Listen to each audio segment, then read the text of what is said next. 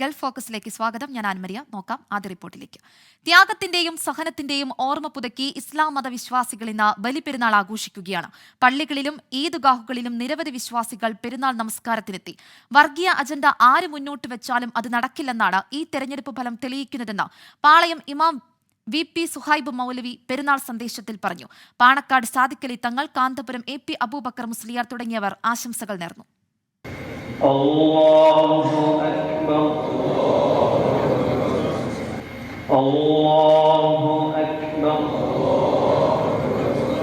മലബാറിൽ ഈദു നമസ്കാരം തുടങ്ങുന്നതിനു മുൻപ് തന്നെ പള്ളികളും ഈദുഗാഹുകളും വിശ്വാസികളെ കൊണ്ട് നിറഞ്ഞു കവിഞ്ഞു.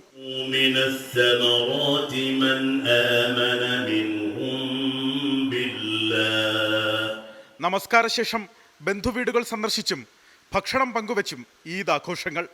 മതങ്ങൾ മനുഷ്യരെ അകറ്റാനുള്ളതല്ല, ചേർക്കാനുള്ളതാണെന്ന് പാണക്കാട് സാദിഖലി തങ്ങൾ. മതത്തിൻ്റെ പേരിൽ അകൽച്ചയെ പ്രചരിപ്പിക്കുന്നവർ ഉണ്ടാകും. പക്ഷേ മതങ്ങൾ പരസ്പരം അടുപ്പിക്കുവാനുള്ളതാണ്. മതങ്ങൾ മനുഷ്യനെ അടുപ്പിക്കുകയാണ് ചെയ്തത്. ഒരു മതവും മറ്റൊരു മതത്തെ തള്ളി പറയുന്നില്ല. ഓരോ മതവും അന്യോന്യം മനസ്സിലാക്കുന്നു. സമാധാനം നിലനിർത്താൻ ത്യാഗത്തിന് തയ്യാറാകണമെന്നും പെരുന്നാൾ എല്ലാ മതവിഭാഗത്തിനൊപ്പം ആഘോഷിക്കണമെന്നും കാന്തപുരം AP അബൂബക്കർ മുസ്ലിയാർ. ലോകത്തിന് മുമ്പിൽ സമാധാനം പരത്തുന്നവരാവണം. ഒരിക്കലും അക്രമത്തിലേക്കും അനീതിയിലേക്കും പോകാൻ പാടില്ല. തെക്കൻ കേരളത്തിലും മധ്യ കേരളത്തിലും ബലിപെരുന്നാൾ വിപുലമായി ആഘോഷിച്ചു. തിരുവനന്തപുരം ചന്ദ്രശേഖരൻ നായർ സ്റ്റേഡിയത്തിൽ നടന്ന ഈദ്ഗാഹിന് പാളയം ഇമാം VP സുഹൈബ് മൗലവി നേതൃത്വം നൽകി. പെരുന്നാൾ സന്ദേശത്തിൽ BJPക്കും കേന്ദ്ര സർക്കാരിനുമെതിരെ രൂക്ഷ വിമർശനം. ജാതി സെൻസസ് നടപ്പിലാക്കാൻ കേന്ദ്രം മുന്നോട്ട് വന്നില്ലെങ്കിൽ സംസ്ഥാന സർക്കാർ തയ്യാറാകണമെന്നും പാളയം ഇമാം. ഏറെക്കാലമായി പിന്നോക്ക ജനവിഭാഗങ്ങൾ ആവശ്യപ്പെടുന്ന കാര്യമാണ് ജാതി സെൻസസ് നടപ്പിലാക്കുക എന്ന് പറയുന്നത്. ജാതി സെൻസസ് നടപ്പിലാക്കാൻ വേണ്ടി മുന്നോട്ട് വരിക. അത് കേന്ദ്രം നടപ്പിലാക്കാൻ സന്നദ്ധമാവുന്നില്ല എങ്കിൽ സംസ്ഥാനമെങ്കിലും നടപ്പിലാക്കുക. കൊച്ചിയിൽ പ്രതികൂല കാലാവസ്ഥ കണക്കിലെടുത്ത് ഈദുഗാഹുകൾക്കു പകരം പള്ളികൾ കേന്ദ്രീകരിച്ചുള്ള പെരുന്നാൾ നമസ്കാരമാണ് കൂടുതലും നടന്നത്. നടൻ മമ്മൂട്ടി ഉൾപ്പെടെ പ്രമുഖർ പെരുന്നാൾ നമസ്കാരത്തിൽ പങ്കെടുത്തു. കടവന്ത്ര സലഫി ജുമാ മസ്ജിദിലെ പ്രാർത്ഥനാ ചടങ്ങിലാണ് മമ്മൂട്ടി പങ്കെടുത്തത്. വിവിധ ബ്യൂറോകൾക്കൊപ്പം 24 തിരുവനന്തപുരം. ഹജ്ജ് കർമ്മങ്ങൾ അവസാന ഘട്ടത്തിലേക്ക്. നാളെയും മറ്റന്നാളുമായി കർമ്മങ്ങൾ അവസാനിപ്പിച്ച തീർത്ഥാടകർ മിനായിൽ നിന്ന് മടങ്ങും. മിനായിലെ 3 ജംറകളിലും തീർത്ഥാടകർ കല്ലേർ കർമ്മം നിർവഹിക്കുകയാണ്. ഹജ്ജിന്റെ കർമ്മങ്ങളിൽ ഭൂരിഭാഗവും പൂർത്തിയാക്കിയ തീർത്ഥാടകർ ഇപ്പോൾ മിനായിലാണ്. അയ്യാമു തശ്രീഖ് അഥവാ പൗർണമി ദിനങ്ങൾ എന്നാണ് ഇന്നു മുതലുള്ള 3 ദിവസങ്ങൾ അറിയപ്പെടുന്നത്. ഈ ദിവസങ്ങളിൽ മിനായിൽ താമസിച്ച് 3 ജംറകളിലും തീർത്ഥാടകർ കല്ലേർ കർമ്മം നിർവഹിക്കും. യഥാക്രമം ജംറത്തുൽ ഉല, ജംറത്തുൽ വുസ്ത, ജംറത്തുൽ അഖബ എന്നീ ജംറകളിൽ 7 വീതം കല്ലുകളാണ് എറിയുന്നത്. ഓരോ ദിവസവും ഉച്ചയ്ക്ക് ശേഷം കല്ലേർ കർമ്മത്തിനുള്ള സമയം ആരംഭിക്കും. ജംറകളിലെ കല്ലേർ കർമ്മവും ഹറം പള്ളിയിൽ ഹജ്ജിന്റെ തൊവാഫും പുരോഗമിക്കുകയാണ്. വിശ്വാസപ്രകാരം ഹജ്ജിന്റെ 5-ാം ദിവസമായ നാളെയോ 6-ാം ദിവസമായ ബുധനാഴ്ചയോ കർമ്മങ്ങൾ അവസാനിപ്പിക്കാൻ തീർത്ഥാടകർക്ക് അവസരമുണ്ട്. തീർത്ഥാടകരിൽ പകുതിയിലേറെയും നാളെ തന്നെ കർമ്മങ്ങൾ പൂർത്തിയാക്കും. നാളെ കർമ്മങ്ങൾ അവസാനിപ്പിക്കുന്നവർ കല്ലേർ കർമ്മം പൂർത്തിയാക്കി സൂര്യൻ അസ്തമിക്കുന്നതിന് മുമ്പ് മിനായോട് വിട പറയും. മക്കയിൽ നിന്ന് മടങ്ങുമ്പോൾ നിർവഹിക്കേണ്ട വിടവാങ്ങൽ തൊവാഫ് മാത്രമായിരിക്കും പിന്നീട് തീർത്ഥാടകർക്ക് അവശേഷിക്കുന്ന കർമ്മം. അതേസമയം കനത്ത ചൂട് കാരണം പകൽ 11 മണി മുതൽ 4 മണി വരെ കല്ലേർ കർമ്മത്തിനായി ജംറകളിൽ പോകരുതെന്ന് ഇന്ത്യൻ ഹജ്ജ് മിഷൻ തീർത്ഥാടകർക്ക് നിർദ്ദേശം നൽകി. 49 ഡിഗ്രി സെൽഷ്യസ് വരെയാണ് ഇന്ന് മക്കയിൽ അനുഭവപ്പെട്ട താപനില. ഹജ്ജ് കർമ്മങ്ങൾ ആരംഭിച്ച് കഴിഞ്ഞ 3 ദിവസത്തിനിടെ 30-ലേറെ ഇന്ത്യൻ തീർത്ഥാടകർ മരിച്ചു. ഹജ്ജിന്റെ ഭാഗമായി മീനയിലെ ജംറകളിൽ 4 ദിവസമാണ് തീർത്ഥാടകർ കല്ലേർ കർമ്മം നിർവഹിക്കുന്നത്. മുസ്ദലിഫയിൽ നിന്ന് ശേഖരിച്ച 70 കല്ലുകളാണ് 3 ജംറകളിലായി തീർത്ഥാടകർ എറിയുന്നത്. ബുധനാഴ്ചയോടെ കല്ലേർ കർമ്മം പൂർത്തിയാക്കി തീർത്ഥാടകർ മീനായിൽ നിന്ന് വിട പറയും. മീനായിലെ ജംറയ്ക്ക് സമീപത്തു നിന്നും ജലീൽ കണമകലം, 24. ഈ വർഷം മിനായിൽ ഹജ്ജ് സേവനത്തിനെത്തിയ മലയാളി സന്നദ്ധ പ്രവർത്തകരുടെ എണ്ണം മുൻ വർഷങ്ങളെക്കാൾ കുറവ്. അധികൃതർ ഏർപ്പെടുത്തിയ നിയന്ത്രണം മൂലം പ്രവർത്തകരുടെ എണ്ണം സന്നദ്ധ സംഘടനകൾ കുറയ്ക്കുകയായിരുന്നു. ഇന്ത്യയിൽ നിന്നുള്ള തീർത്ഥാടകർക്ക് മതിയായ സേവനം ഉറപ്പാക്കാൻ കൂടുതൽ പ്രവർത്തകർ ആവശ്യമാണെന്നും വിഷയത്തിൽ ഇന്ത്യൻ ഹജ്ജ് മിഷൻ ഇടപെടണമെന്നും സംഘടനകൾ ആവശ്യപ്പെട്ടു. ഈ വർഷം ഇന്ത്യയിൽ നിന്നുള്ള സന്നദ്ധ സംഘടനകളുടെ ഹജ്ജ് സേവനത്തിന് ശക്തമായ നിയന്ത്രണം ഏർപ്പെടുത്തിയിരിക്കുകയാണ്. ചെക്ക് പോയിന്റുകളിൽ പരിശോധന ശക്തമാക്കിയ പശ്ചാത്തലത്തിൽ പുറത്തുനിന്നുള്ള വോളണ്ടിയർമാരുടെ എണ്ണം കുറയ്ക്കാൻ ഇന്ത്യൻ ഹജ്ജ് മിഷൻ നിർദ്ദേശിക്കുകയായിരുന്നു. അതുകൊണ്ട് തന്നെ ഈ വർഷം കനത്ത ചൂടിൽ പ്രയാസം അനുഭവിക്കുന്ന തീർത്ഥാടകർക്ക് മുൻ വർഷങ്ങളെ പോലെ സേവനം ലഭിക്കാത്ത സാഹചര്യമുണ്ട്. മക്കയിലുള്ളവരും അറഫ സംഗമം കഴിഞ്ഞ് പുറത്തുനിന്നെത്തിയവരുമായ ഏതാനും പ്രവർത്തകർ മാത്രമാണ് ഇപ്പോൾ മീനായിൽ സേവനത്തിനുള്ളത്. അടുത്ത വർഷം മുതൽ ഇതിന് പരിഹാരമുണ്ടാകണമെന്നാണ് സന്നദ്ധ സംഘടനകളുടെ ആവശ്യം. ഈ വർഷം വളരെ കുറഞ്ഞ വോളണ്ടിയർമാർക്ക് മാത്രമാണ് മിനയിലേക്കും അറഫയിലേക്കുമൊക്കെ പ്രവേശിക്കാൻ സാധിച്ചത്. ഈ ഒരു പ്രയാസം ഇവിടുത്തെ എല്ലാ ഹാജിമാരും അനുഭവിക്കുന്ന വലിയ ദയനീയമായ കാഴ്ചകൾ നമ്മളിവിടെ കണ്ടുകൊണ്ടിരിക്കുന്നുണ്ട്. വരുന്ന വർഷങ്ങളിലെങ്കിലും കൂടുതൽ വളണ്ടിയർമാരെ ഇവിടേക്ക് എത്തിക്കുന്നതിന് വേണ്ടിയിട്ട് ഇന്ത്യൻ ഹജ്ജ് മിഷൻ ഇടപെടലുകൾ നടത്തണമെന്ന് ഞങ്ങൾ വിനീതമായിട്ട് അഭ്യർത്ഥിക്കുകയാണ്. അത്രത്തോളം ആഭ്യന്തരമായ നിയന്ത്രണങ്ങളും മറ്റു കാര്യങ്ങളൊക്കെ ഉണ്ടായിരിക്കാം. അതുകൊണ്ട് തന്നെ ഇന്ത്യൻ ഹജ്ജ് മിഷൻ നമ്മളോട് അഭ്യർത്ഥിച്ചത് പ്രകാരം ഹൈ പ്രൊഫൈൽ, അതായത് ഒരുപാട് ആളുകൾ ഒരു കൂട്ടം കൂടിയുള്ള ഒരുപാട് ആളുകളുടെ ഒരു പ്രവർത്തനം വേണ്ട എന്നുള്ള ഒരു നിർദ്ദേശം കിട്ടിയതുകൊണ്ട് തന്നെ വളരെ കുറഞ്ഞ ആളുകൾ മാത്രമാണ് അറഫയിലും മിനയിലും എല്ലാ വളണ്ടിയർ വിങ്ങിലും എല്ലാ സന്നദ്ധ സംഘടനകളിൽ നിന്നും ഇറക്കാൻ സാധിച്ചിട്ടുള്ളത്. വിവിധ സംഘടനകൾക്ക് കീഴിലായി 10,000-നടുത്ത് പ്രവർത്തകരാണ് ഈ വർഷം മീന സേവനത്തിന് തയ്യാറായിരുന്നത്. നിയന്ത്രണം മൂലം ഇവരോട് സേവനത്തിന് എത്തേണ്ടതില്ല എന്ന് സംഘടനകൾ നിർദ്ദേശിക്കുകയായിരുന്നു. ഹജ്ജ് കർമ്മങ്ങൾക്കിടെ വഴിതെറ്റുകയും കൂട്ടം തെറ്റുകയും ഒക്കെ ചെയ്യുന്ന തീർത്ഥാടകർക്ക് ഏറെ ആശ്വാസമാണ് ഇവരുടെ സേവനം. സൗദി വോളണ്ടിയർമാരും പോലീസും ഇന്ത്യൻ ഹജ്ജ് മിഷൻ ഉദ്യോഗസ്ഥരുമെല്ലാം സേവന രംഗത്തുണ്ടെങ്കിലും കൃത്യമായ പരിശീലനവും ഭാഷയും അറിയുന്ന ഈ പ്രവർത്തകരുടെ കൂടി സാന്നിധ്യം തീർത്ഥാടകർക്ക് ഏറെ സഹായകരമാകുമെന്നാണ് കഴിഞ്ഞ ദിവസങ്ങളിലെ അനുഭവം.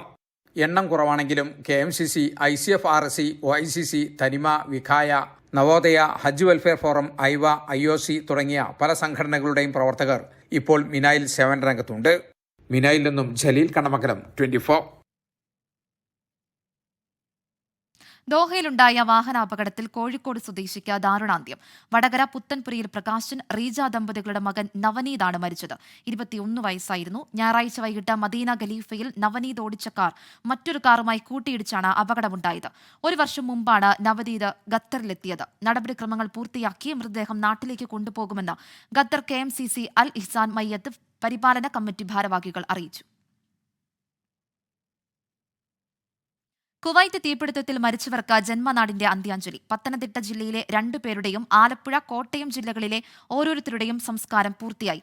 അപകടത്തിൽപ്പെട്ടവരുടെ കുടുംബത്തെ കൈവിടില്ലെന്ന് NBDC കമ്പനി ഉടമ KG എബ്രഹാം പറഞ്ഞു. കേന്ദ്രമന്ത്രി ജോർജ് കുര്യൻ മരിച്ചവരുടെ കുടുംബത്തെ സന്ദർശിച്ചു.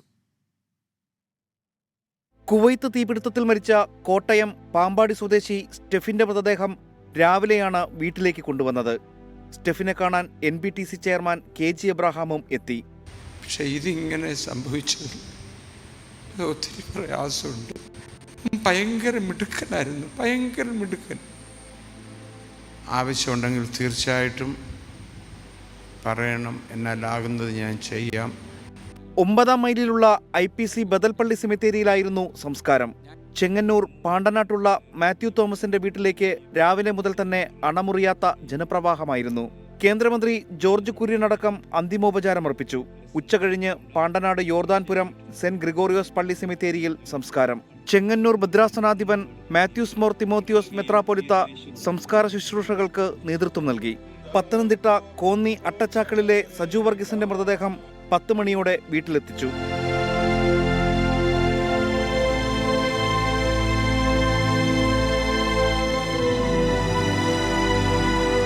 ഉച്ചതിരിഞ്ഞ് അട്ടച്ചാക്കൽ സെന്റ് തോമസ് മർത്തോമ പള്ളി സെമിത്തേരിയിൽ സംസ്കാര ശുശ്രൂഷകൾ നടന്നു.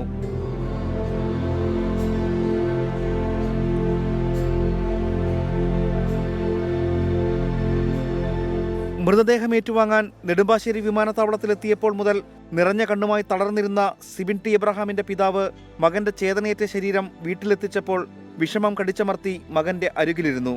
രാഷ്ട്രീയ, സാമൂഹ്യ, സാംസ്കാരിക രംഗത്തെ പ്രമുഖരും നാട്ടുകാരുമടങ്ങുന്ന വൻ ജനാവലി സിബിനെ യാത്രയാക്കി.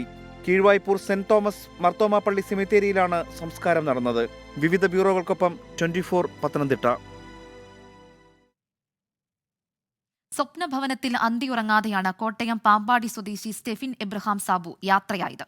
അടുത്ത മാസം പുതിയ വീടിന്റെ ഗൃഹപ്രവേശനം നടത്താനിരിക്കെയാണ് കുവൈറ്റിലുണ്ടായ തീപിടുത്തം സ്റ്റെഫിന്റെ ജീവൻ കവർന്നത്.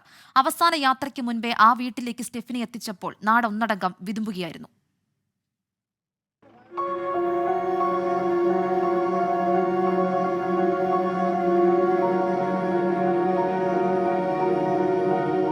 ഒടുവിൽ അവിടേക്ക് അവനെത്തി.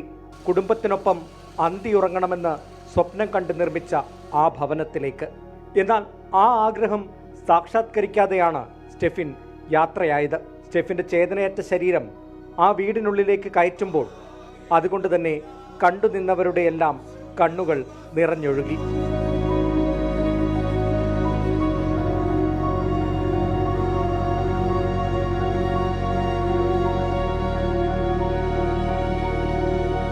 പ്രവാസ ജീവിതം തെരഞ്ഞെടുത്തപ്പോൾ തന്നെ സ്വന്തമായൊരു വീട് അവനും സ്വപ്നം കണ്ടു. വർഷങ്ങളോളം വാടക വീടുകളിൽ താമസിച്ച അച്ഛനും അമ്മയ്ക്കും അതിലും വലുതൊന്നും നൽകാനില്ലെന്ന് അവൻ അറിയാമായിരുന്നു. ജോലിയിൽ കാലുറച്ചപ്പോൾ തന്നെ ആ സ്വപ്നം യാഥാർത്ഥ്യമാക്കാൻ അവൻ തീരുമാനിച്ചു. അടുത്ത മാസം മടങ്ങിയെത്തുമ്പോൾ ഗൃഹപ്രവേശനം നടത്താൻ തീരുമാനിച്ചതാണ്. എന്നാൽ ആ വീട്ടിലേക്കുള്ള യാത്ര ഇങ്ങനെയാകുമെന്ന് ആരും കരുതിയില്ല. ഇനിയൊരു മടക്കം ഈ സ്വപ്ന ഭവനത്തിലേക്ക് ഉണ്ടാകില്ല. എന്നാൽ അവൻ്റെ ഓർമ്മകൾ ഈ ഭവനത്തിൽ എന്നും മായാതെ നിൽക്കും. കോട്ടയത്ത് നിന്ന് അരുൺ നീണ്ടൂറിനൊപ്പം ടോബി ജോൺസൺ, 24. കുവൈറ്റിലെ തീപിടുത്തത്തിൽ നിന്ന് രക്ഷപ്പെട്ട കാസർഗോഡ് തൃക്കരിപ്പൂർ സ്വദേശി നളിനാക്ഷൻ ഇതുവരെ ഞെട്ടലിൽ നിന്നും വിട്ടുമാറിയിട്ടില്ല. പ്രാണരക്ഷാർത്ഥം കെട്ടിടത്തിന്റെ 3ാം നിലയിൽ നിന്നുമാണ് നളിനാക്ഷൻ താഴേക്ക് ചാടിയത്. ദുരന്തത്തിന്റെ ഭീതിപ്പെടുത്തുന്ന ഓർമ്മകൾ നളിനാക്ഷൻ 24മായി പങ്കുവയ്ക്കുന്നു. ബാൽക്കണി എത്തിയപ്പോൾ പിന്നെ ഒന്നും ചിന്തിക്കാൻ വേണ്ടിയിട്ടൊരു സമയമില്ലായിരുന്നു. പുക അകത്തേക്ക് കയറി വരികയായിരുന്നു. ഞാൻ അങ്ങോട്ട് ചാടി വീണത് നമ്മുടെ ഒരു എമർജൻസി വാട്ടർ ടാങ്ക് ഉണ്ട്. അപ്പോൾ അത്യാവശ്യ ഘട്ടത്തിൽ വാട്ടർ ഫില്ല് ചെയ്ത് മുകളിലേക്ക് അടിക്കുന്ന ടാങ്ക്, അതിലായിരുന്നു പോയി വീണത്. അത് നെഞ്ചടിച്ചാണ് വീണത്. അതുകൊണ്ട് വീണപ്പോൾ തന്നെ എൻ്റെ ബോധം പോയി. പിന്നീട് ഞാൻ ഉണരുന്നത് ICUയിൽ വെച്ചിട്ടാണ്. India press club of north America advisory board chairman Sunil തൈമറ്റത്തിന്റെ സഹോദരൻ ബൈജു ജേക്കബ് അന്തരിച്ചു. മൃതദേഹം നാളെ രാവിലെ 7 മണിക്ക് ഇടപ്പള്ളി പാടിവട്ടം ജേർണലിസ്റ്റ് നഗറിലെ വീട്ടിലെത്തിക്കും. സംസ്കാര ചടങ്ങുകൾ രാവിലെ 11 മണിക്ക് വസതിയിൽ ആരംഭിക്കും. തുടർന്ന് ഇടപ്പള്ളി തോപ്പിൽ മേരി ക്യൂൻ പള്ളി സെമിത്തേരിയിൽ സംസ്കാരം. കുവൈറ്റ് തീപിടുത്തത്തിൽ പരിക്കേറ്റവർക്ക് വൈദ്യസഹായം നൽകുന്നതിൽ നിർണായക പങ്കുവഹിച്ച നഴ്സിനെ അഭിനന്ദിച്ച് ആരോഗ്യ മന്ത്രാലയം. മുബാറക് അൽ കബീർ അമീരി ആശുപത്രികളിൽ സന്ദർശനം നടത്തവെ ആരോഗ്യ മന്ത്രാലയത്തിലെ നഴ്സിംഗ് സേവന വിഭാഗം ഡയറക്ടർ ഡോക്ടർ ഇമാൻ അൽ അവധിയാണ് നഴ്സിനെ അഭിനന്ദിച്ചത്. കുവൈറ്റിൽ ഉപയോഗശൂന്യമായ വസ്തുക്കൾ കെട്ടിടങ്ങൾക്ക് മുന്നിൽ വലിച്ചെറിയരുതെന്ന മുന്നറിയിപ്പുമായി കുവൈറ്റ് മുനിസിപ്പാലിറ്റി. നിർദ്ദേശം ലംഘിക്കുന്നവർക്ക് മുനിസിപ്പൽ നിയമം അനുസരിച്ച് പിഴ ചുമത്തും.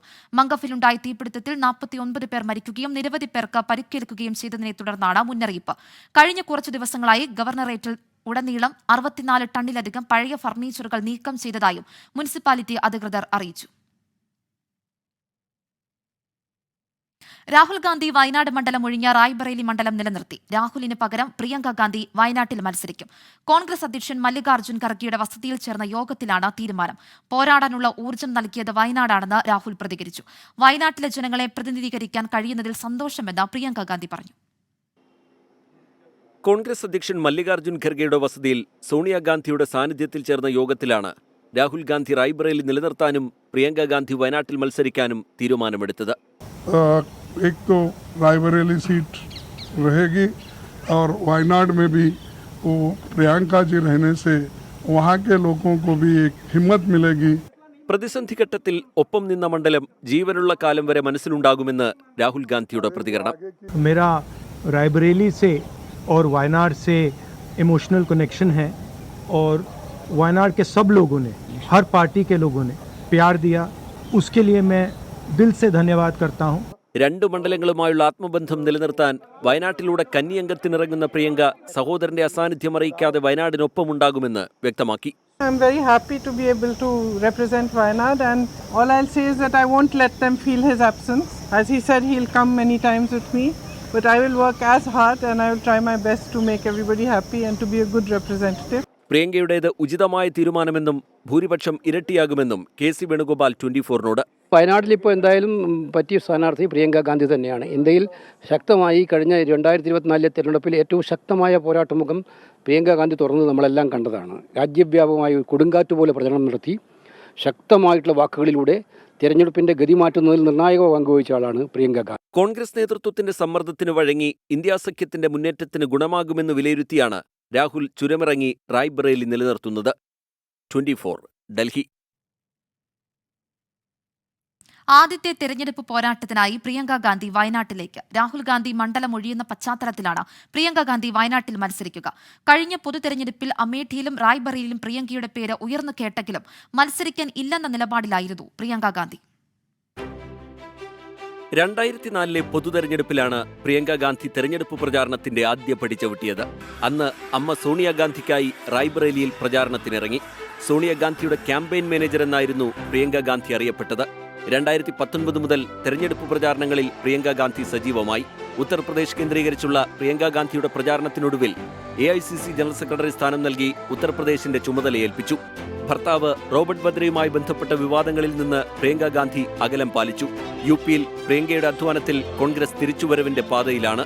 കഴിഞ്ഞ പൊതുതെരഞ്ഞെടുപ്പിൽ അമേഠിയിലും റായ്ബറേലിയിലും സ്ഥാനാർത്ഥി നിർണയത്തിൽ അനിശ്ചിതത്വം നേരിട്ടപ്പോഴും പ്രിയങ്ക ഗാന്ധി ഇതിലൊരു മണ്ഡലം തിരഞ്ഞെടുക്കുമോ എന്നായിരുന്നു ദേശീയ രാഷ്ട്രീയം ഉറ്റുനോക്കിയത്. അമ്മയുടെ പിന്തുടർച്ചക്കാരിയായി മകൾ പ്രിയങ്ക റായ്ബറേലിയിൽ മത്സരിക്കുമെന്നായിരുന്നു രാഷ്ട്രീയ നിരീക്ഷകർ പോലും അഭിപ്രായപ്പെട്ടത്. എന്നാൽ മത്സരരംഗത്തില്ലെന്ന് പ്രിയങ്ക തന്നെ വ്യക്തമാക്കി.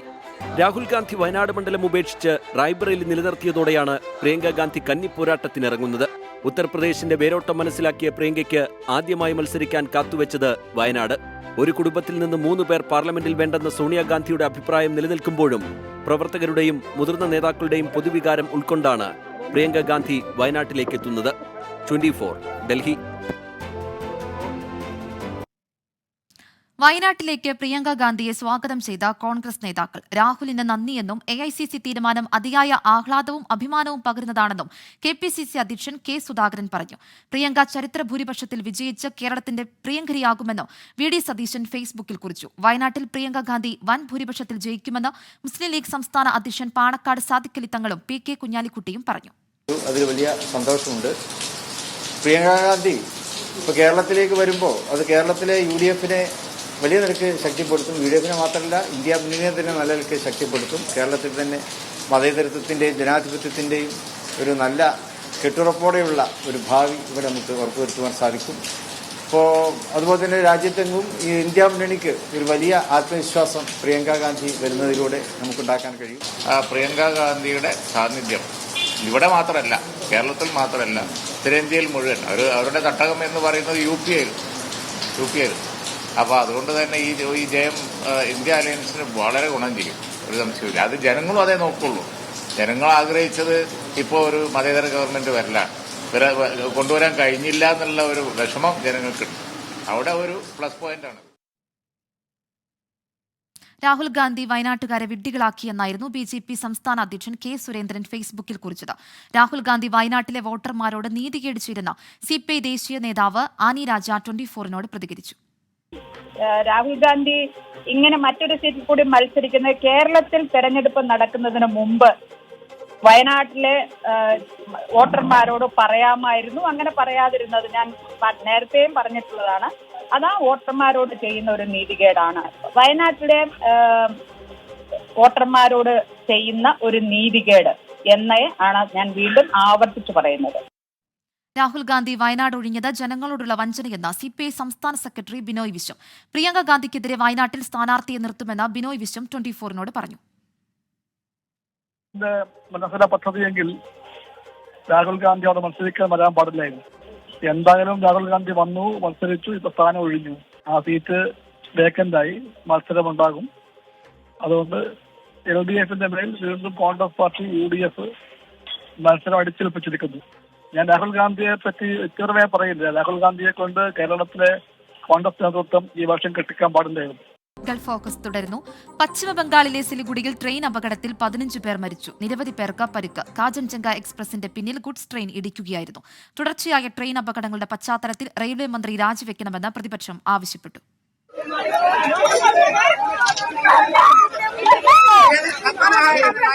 ത്രിപുരയിലെ അഗർത്തലയിൽ നിന്നും പശ്ചിമബംഗാളിലെ സിയാൽദയിലേക്ക് പോകുകയായിരുന്ന കാഞ്ചൻജംഗ എക്സ്പ്രസിന് പിന്നിൽ ഗുഡ്സ് ട്രെയിൻ ഇടിച്ചുകയറിയാണ് അപകടം. രാവിലെ 8:55ഓടെ ഡാർജിലിംഗ് ജില്ലയിലെ രംഗാപാനിക്ക് സമീപമാണ് അപകടമുണ്ടായത്. ഗുഡ്സ് ട്രെയിനിന്റെ 5 ബോഗികളും കാഞ്ചൻജംഗ എക്സ്പ്രസിന്റെ 4 ബോഗികളും പാളം തെറ്റി. ഗുഡ്സ് ട്രെയിനിന്റെ loco pilot, assistant loco pilot, Kanchenjunga എക്സ്പ്രസിന്റെ ഗാർഡ് എന്നിവരും മരിച്ചവരിൽ ഉൾപ്പെടുന്നു. ഗുഡ്സ് ട്രെയിനിന്റെ ലോക്കോ പൈലറ്റ് സിഗ്നൽ അവഗണിച്ചതാണ് അപകടത്തിന് കാരണമെന്നാണ് സൂചന. റാണിപത്ര റെയിൽവേ സ്റ്റേഷനും ചത്താർഹാട്ട് ജംഗ്ഷനും ഇടയിലുള്ള ഓട്ടോമാറ്റിക് സിഗ്നലിംഗ് സംവിധാനം പുലർച്ചെ 5:50 മുതൽ തകരാറിലായിരുന്നുവെന്നും റിപ്പോർട്ടുണ്ട്. അപകടം നടന്ന ഉടൻ രക്ഷാപ്രവർത്തനത്തിനായി മുഖ്യമന്ത്രി മമതാ ബാനർജി ജില്ലാ കളക്ടറുടെ നേതൃത്വത്തിലുള്ള സംഘത്തെ നിയോഗിച്ചു. ഉന്നതതല അന്വേഷണം പ്രഖ്യാപിച്ച റെയിൽവേ മന്ത്രി അശ്വിനി വൈഷ്ണവ് അപകട സ്ഥലത്തെത്തി. മരിച്ചവരുടെ കുടുംബങ്ങൾക്ക് റെയിൽവേ 10 ലക്ഷം രൂപയും കേന്ദ്ര സർക്കാർ 2 ലക്ഷം രൂപയും ധനസഹായം പ്രഖ്യാപിച്ചു. രാഷ്ട്രപതി ദ്രൗപദി മുർമു, ഉപരാഷ്ട്രപതി ജഗ്ദീപ് ധൻഖർ, പ്രധാനമന്ത്രി നരേന്ദ്രമോദി അടക്കമുള്ളവർ അനുശോചനം രേഖപ്പെടുത്തി. തുടർച്ചയായ ട്രെയിൻ അപകടങ്ങളുടെ പശ്ചാത്തലത്തിൽ റെയിൽവേ മന്ത്രി അശ്വിനി വൈഷ്ണവ് രാജിവെക്കണമെന്ന് കോൺഗ്രസും RJDയും ആവശ്യപ്പെട്ടു. 24 ഡൽഹി. ബീഹാറിലെ നീറ്റ് ചോദ്യപേപ്പർ ചോർച്ചയിൽ വിദ്യാർത്ഥികൾ ഉൾപ്പെടെ 13 പേർ അറസ്റ്റിൽ. ചോദ്യപേപ്പറിനായി ലക്ഷങ്ങൾ കൈക്കൂലി നൽകിയെന്ന വിദ്യാർത്ഥികൾ മൊഴി നൽകി. 30 ലക്ഷം രൂപ കൈമാറിയതിന്റെ പോസ്റ്റ് ഡേറ്റഡ് ചെക്കുകൾ ബീഹാർ പോലീസിന്റെ അന്വേഷണ സംഘം പിടിച്ചെടുത്തു. അതിനിടെ സുപ്രീം കോടതിയിൽ പൊതുതാൽപര്യ ഹർജി സമർപ്പിച്ച SFI. നീറ്റ് പരീക്ഷാഫലം വിവാദമായതോടെയാണ് ബീഹാറിലെ വിദ്യാർത്ഥികൾ ചോദ്യപേപ്പർ ചോർന്നുവെന്ന പരാതിയുമായി പോലീസിനെ സമീപിക്കുന്നത്. പരാതിയെ തുടർന്ന് പോലീസ് നടത്തിയ അന്വേഷണത്തിലാണ് ഗുരുതര ക്രമക്കേടുകൾ കണ്ടെത്തിയത്. ചോദ്യപേപ്പർ ആവശ്യപ്പെട്ട വിദ്യാർത്ഥികൾ 30 ലക്ഷം രൂപ മാഫിയയ്ക്ക് നൽകിയതായി സംശയിക്കുന്ന 6 പോസ്റ്റ് ഡേറ്റഡ് ചെക്കുകൾ ബീഹാർ പോലീസിന്റെ സാമ്പത്തിക കുറ്റകൃത്യ വിഭാഗം പരിശോധനയിൽ കണ്ടെത്തി. ചെക്കുമായി ബന്ധപ്പെട്ട അക്കൗണ്ട് ഉടമകളുടെ വിശദാംശങ്ങൾ അന്വേഷിച്ചു വരുന്നതായി ബീഹാർ പോലീസ് അറിയിച്ചു. ചോദ്യപേപ്പർ ചോർച്ച കേസിൽ ഇതുവരെ ബീഹാർ സ്വദേശികളായ വിദ്യാർത്ഥികളെയും അവരുടെ രക്ഷിതാക്കളും ഉൾപ്പെടെ 13 പേരെയാണ് കസ്റ്റഡിയിൽ എടുത്തിട്ടുള്ളത്. ചോദ്യപേപ്പറുകൾക്കായി തങ്ങളുടെ രക്ഷിതാക്കൾ 30 ലക്ഷത്തിലധികം രൂപ നൽകിയതായി വിദ്യാർത്ഥികൾ വെളിപ്പെടുത്തിയിട്ടുണ്ട്. കസ്റ്റഡിയിലായവരുടെ വീടുകളിൽ നടത്തിയ പരിശോധനയിൽ കത്തിക്കരിഞ്ഞ നിലയിൽ ചില ചോദ്യപേപ്പറുകളും ലഭിച്ചിട്ടുണ്ട്. ഇത് നീറ്റ് പരീക്ഷയുടേതാണോ എന്ന് തെളിയിക്കാൻ നാഷണൽ ടെസ്റ്റിംഗ് ഏജൻസിയോട് ചോദ്യപേപ്പറുകളുടെ പകർപ്പ് പോലീസ് ആവശ്യപ്പെട്ടു. ചോദ്യപേപ്പറുകളുടെ പകർപ്പ് ലഭിക്കുന്ന മുറയ്ക്ക് ഫോറൻസിക് പരിശോധന നടത്താനാണ് പോലീസിന്റെ നീക്കം. 24 ഡൽഹി. 2020 ലോകകപ്പിൽ ന്യൂസിലൻഡ്സിന് ജയം. പാപ്പുവ ന്യൂ ഗിനിയയെ 7 വിക്കറ്റിന് തോൽപ്പിച്ചു. 79 റൺസ് വിജയലക്ഷ്യം. 46 പന്ത് ബാക്കി നിൽക്കെ കിവികൾ മറികടന്നു. പാപ്പുവ ന്യൂ ഗിനിയ 78 റൺസിന് ഓൾ ഔട്ട് ആവുകയായിരുന്നു. 4 ഓവറിൽ ഒറ്റ റൺസ് പോലും വഴങ്ങാതെ 3 വിക്കറ്റെടുത്ത ലോക്കി ഫെർഗൂസനാണ് പാപ്പുവ ന്യൂ ഗിനിയയെ എറിഞ്ഞിട്ടത്.